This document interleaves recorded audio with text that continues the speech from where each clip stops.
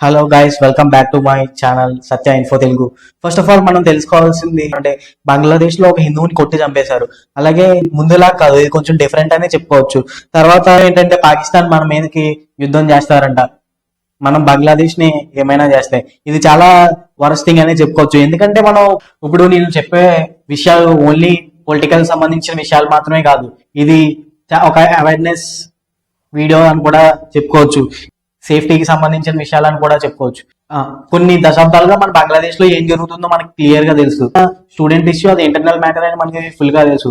మనం చాలా news articles లో చాలా విషయాల్లో మనం తెలుసుకున్నాం ఏంటంటే ఎలా ఏం జరుగుతుంది అక్కడ.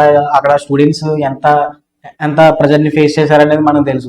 అక్కడ పొలిటిక్స్ అండ్ డెమోక్రసీ ఎంత దెబ్బతిందో కూడా మనకి తెలుస్తుంది. బంగ్లాదేశ్ ని మనం ఏమైనా చేస్తే పాకిస్తాన్ వచ్చి మేము డైరెక్ట్ గా వచ్చి మిసైల్స్ లాంచ్ చేస్తామని ఒక పాకిస్తాన్ లీడర్ వచ్చి మనకి చాలా సీరియస్ వార్నింగ్ ఇచ్చాడు.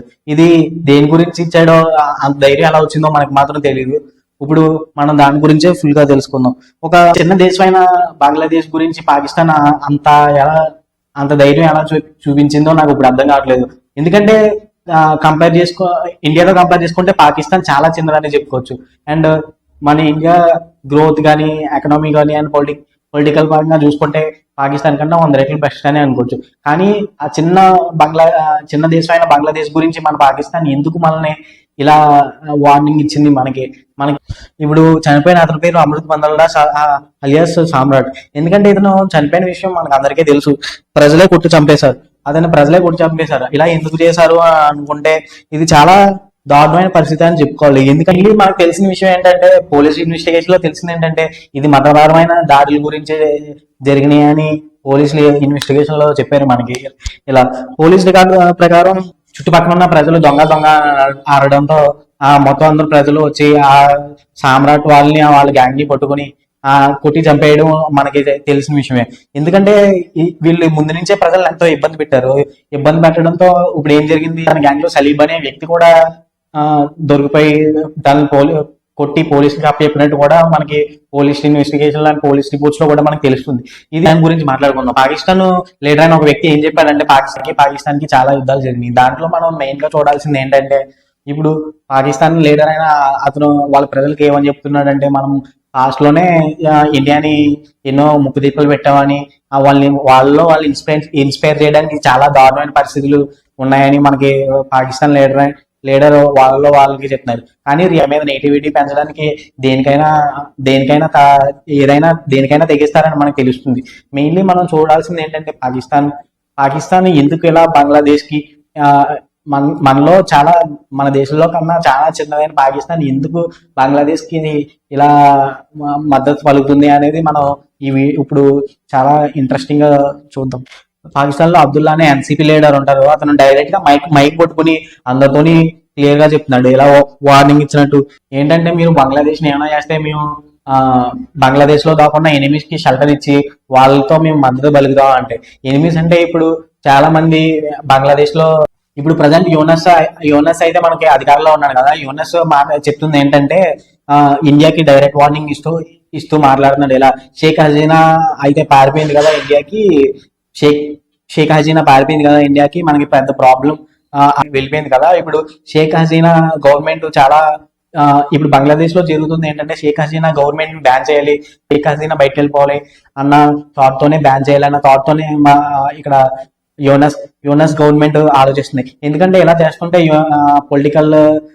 పొలిటికల్ క్రైసిస్ అవి పెంచి తర్వాత యూనస్ గవర్నమెంట్ అలా పెంచి ఎలక్షన్స్ పోస్ట్ పోన్ చేస్తూ ముందుకు నడిపిస్తే యూనస్ గవర్నమెంట్ ఎక్కువ రోజులు అధికారంలో ఉంటే వీళ్ళు ఆటలు సాగుతాయని మనకు తెలుస్తుంది. అందుకే ఇలా సీరియస్ గా ఉంటే ఇలా చేస్తామని, అందుకే వాళ్ళు ఓన్లీ వన్ సైడ్ గా తీసుకుందామని చూశారు. దీనికి అమెరికా నుంచి కూడా ఒక లెటర్ వచ్చింది.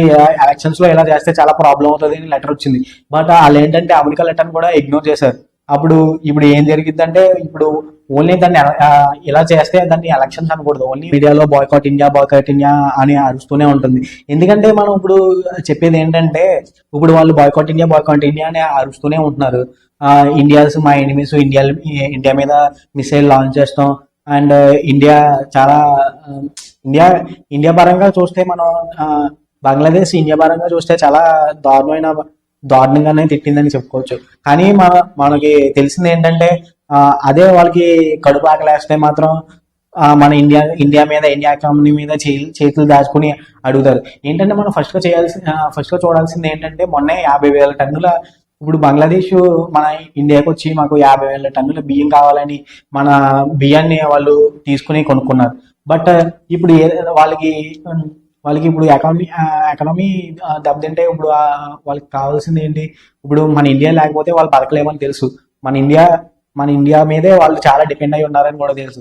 అయినా సరే బంగ్లాదేశ్ మొన్న 50,000 టన్నుల బియ్యాన్ని వాళ్ళు మన దగ్గర తీసుకున్నారు. అండ్ అక్కడ బంగ్లాదేశ్ లో ఒక లీడర్ ఏం చెప్పాడంటే బియ్యాన్ని వియత్నాం లేదా అదర్ కంట్రీస్ నుంచి వాళ్ళు తెచ్చుకుంటే వాళ్ళకి ఒక కిలోకి 10 రూపాయల కన్నా ఎక్కువే పడుతుంది అని మనం చెప్పారు. అలాగే ట్రాన్స్పోర్ట్ ఛార్జెస్ కూడా వాచిపోతాయి వాళ్ళకి. ఇది చాలా దారుణమైన పరిస్థితి వాళ్ళకి. కానీ మన ఇండియాలోనే చౌకగా దొరుకుతుంది, అంటే చాలా చీప్ గా వస్తుంది మన ఇండియాలోనే. ఇది చాలా వర్స్ట్ థింగ్ అని చెప్పాలి. ఎందుకంటే మనం చాలా పొలిటిక్స్ పరంగా వేరు, బిజినెస్ పరంగా వేరు అని చూస్తున్నారు.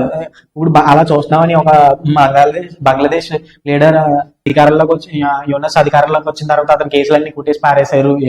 ఇలా అంటే చట్టం మన చేతుల్లో ఉంటే ఇంకా మన తప్పు చేసినా ఏమవ్వదు అనే దాంతో చేశారు. అండ్ మన ఛానల్లో ఓన్లీ పాలిటిక్స్ గురించే కాదు, ఇది డైలీ కరెంట్ అఫైర్స్ గురించి వస్తూనే ఉంటాయి. Please subscribe to my channel. And ఇండియాని చాలా మెచ్చుకోవాలి, ఎందుకంటే మన ఇలాంటి వాటికి భయపడం. ఎందుకంటే మన దగ్గర న్యూక్లియర్ వెపన్స్ ఉన్నాయి. మన దగ్గర చాలా ఆర్మీ పవర్ కూడా ఉంది. మనం చెప్పాల్సింది ఏంటంటే ఇలాంటి చిన్న చిన్న వార్నింగ్స్ కి మన ఇండియా ఎప్పుడు భయపడదనే చెప్పాలి.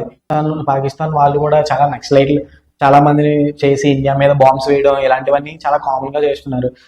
మనకు తెలుసు మళ్ళీ మన ఇండియా వెళ్తే పాకిస్తాన్ మ్యాప్ లో లేకుండా పోతుందని తెలుసు. బట్ ఇది ఏంటంటే మనం మెయిన్లీ చూసుకోవాలి. Thanks for watching. Subscribe to my channel. Thank you.